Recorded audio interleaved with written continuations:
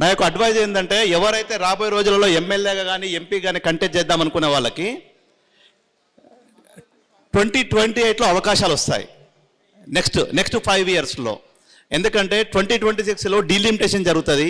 దానివల్ల ఒక 33 కాన్స్టిట్యున్సీలు రీఆర్గనైజేషన్లో కొత్త కాన్స్టిట్యున్సీలు అయితే, ఎప్పుడైతే రీఆర్గనైజేషన్ అయినప్పుడు మాత్రమే కాన్స్టిట్యున్సీలలో కొత్త నాయకత్వానికి అవకాశాలు దొరుకుతాయి.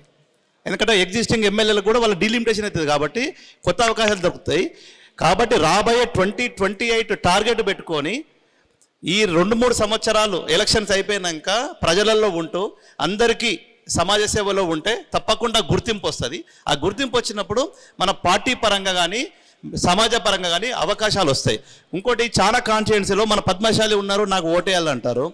ఎవరైతే ఆ కాన్స్టిట్యున్సీలో పద్మశాలీలు ఉన్నారనుకున్నప్పుడు వాళ్ళకి ఏదో ఇప్పుడు నాకు ఎలక్షన్స్ వచ్చాయి, నేను కంటెస్ట్ చేస్తున్నా, మీరు మా పద్మశాలి నాకు ఓటేయని చెప్పడం ముందు వాళ్ళకి నేనున్నానని ఒక భరోసా కలిగిస్తూ మంచి చెడు వాళ్ళందరికీ సాయం చేస్తూ పోతే, ఒక 100 మంది ఉన్నారు అనుకోండి, 100 మంది మీరు 10 మందే సాయం చేస్తారు.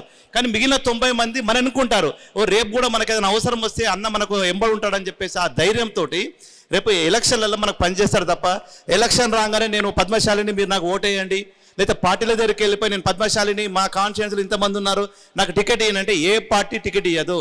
ఎవరికైతే బలంగా ఉంటుంది ఏ పార్టీకైనా ఎవరికైనా గెలుపు గుర్రాలు కావాలంతే.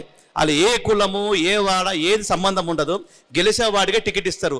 గెలవాలంటే మనకు ఆర్థికంగా సామాజికంగా అన్నిట్లలో మనం బలంగా ఉంటేనే మనకు అవకాశం వస్తుందని తెలియజేస్తూ ఈ యొక్క అవకాశానికి ఈ యొక్క సమావేశానికి నన్ను ఆహ్వానించినందుకు పెద్దలకి